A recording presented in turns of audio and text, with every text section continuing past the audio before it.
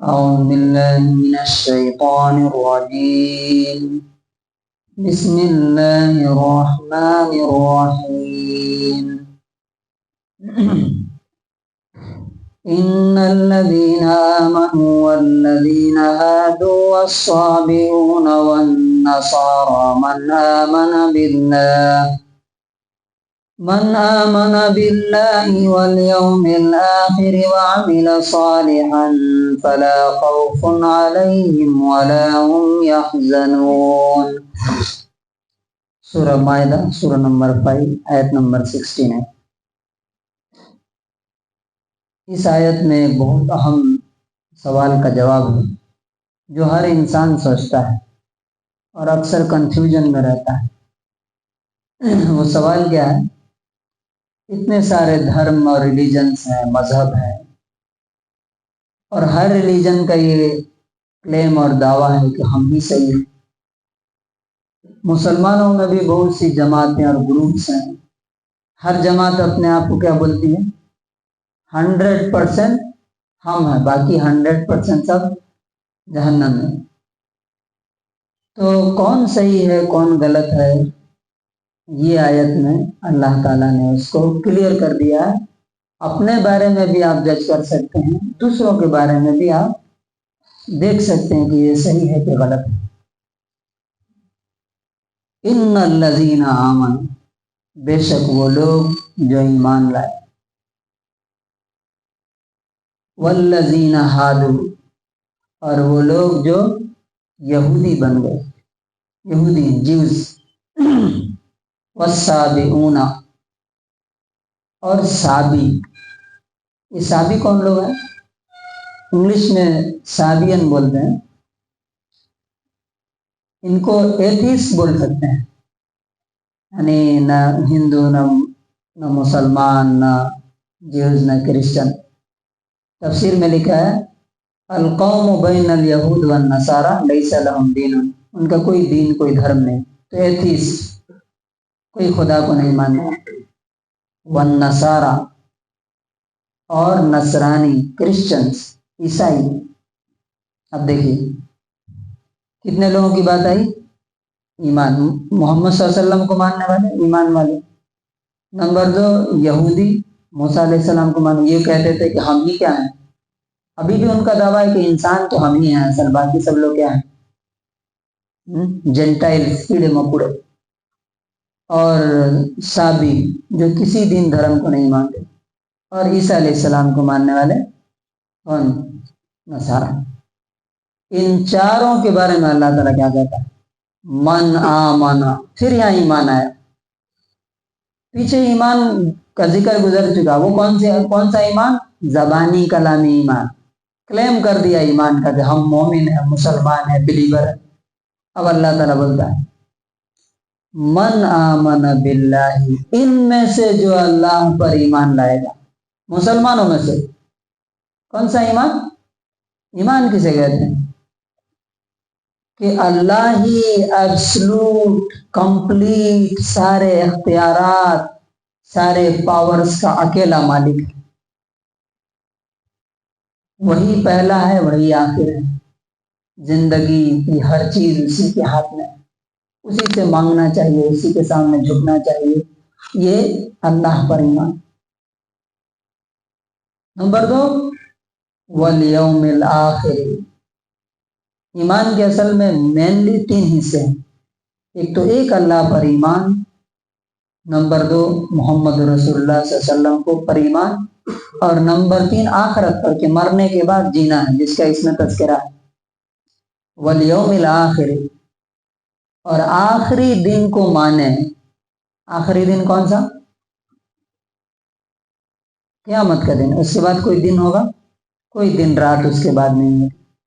یعنی ہماری زندگی کا آخری دن، جس دن اس دنیا سے جاتے ہیں، اس دن سے وہ آخری دن شروع ہو جاتا ہے. اگرچہ اصل سور کے پھونکنے سے شروع ہوگا وہ. تو پہلا کیا؟ ایمان. ایمان لائے کس پر؟ کس پر؟ اللہ پر اور آخرت پر. نمبر 2 وعمل صالحا، نیک کام، اچھا کام کرے۔ اچھا کام کون سا ہوتا ہے؟ سب لوگ بولتے ہیں کہ ہم اچھا کام کر رہے ہیں، کیسے ڈیفائن کریں گے اچھا کام کون ہے؟ اچھے کام کے لیے دو شرط، دو کنڈیشن۔ نمبر ایک، صرف اور صرف اللہ کے لیے ہو، اللہ کی خوشی، اس سے بدلہ چاہنے کے لیے، کسی اور کے لیے نہیں، کسی اور کو خوش کرنے کے لیے نہیں۔ اور اس کی پہچان کیا ہے؟ کوئی انسان اللہ کے لیے کر رہا ہے، اس کی پہچان کیا ہے؟ کوشش کرتا ہے کہ وہ چھپا کر کے اس کا کام، ضرورت پڑتی ہے تو دکھا کے بھی کرتا ہے، لیکن زیادہ تر وہ چھپا کے کرتا ہے۔ اور نمبر دو، اللہ کے لیے اس کا کام ہے کہ نہیں، اس کی دوسری پہچان کیا ہے؟ اپریسیشن ملے یا بلیم کیا جائے، تنقید کیا جائے، کرٹیسائز کیا جائے، پھول برسے یا پتھر برسے، وہ آدمی کیا کرتا ہے؟ وہ کام کرتا رہتا۔ یہ نہیں کہ تعریف مل رہی ہے تو کر رہا ہے، اور جہاں تھوڑی کرٹیسائز، تنقید ہوئی، گھر والوں نے مخالفت شروع کی، سوسائٹی میں کچھ، کمپنی میں کچھ ہوا، چھوڑ چھاڑ کے یہ پہچان۔ تو اللہ نیک عمل کی پہچان پہلی کیا ہے؟ اخلاص، صرف اللہ کے لیے۔ اور دوسری پہچان کیا ہے؟ اتباع سنت، وہ کام سنت کے مطابق ہو، جیسے رسول اللہ صلی اللہ علیہ وسلم نے کیا ویسا کرے۔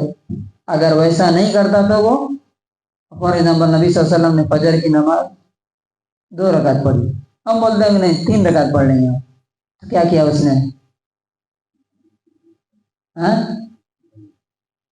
اللہ کے رسول کو فالو کیا؟ نہیں کیا۔ تو اس کا یہ کام سنت، یہ عمل، نیک عمل نہیں بن سکتا۔ تو عمل صالح کی 2 پہچان ہے، نمبر 1 اخلاص، صرف اللہ کے لیے، اور نمبر 2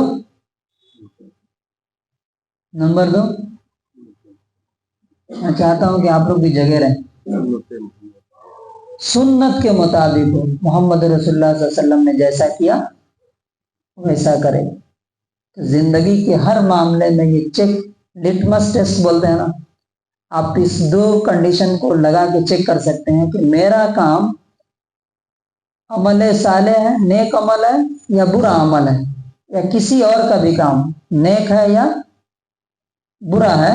یہ 2 کنڈیشن لگا کے اللہ کے لیے کر رہا ہے اور سنت کے مطابق، اللہ کے رسول کے طریقے کے مطابق، کیونکہ اللہ کے رسول نے فرمایا من عمل عملا لیس علیہ امرنا فہو رد، جس نے ایسا کام کیا جس کا حکم ہم نے نہیں دیا، وہ اللہ تعالیٰ کے یہاں کیا ہو جائے گا؟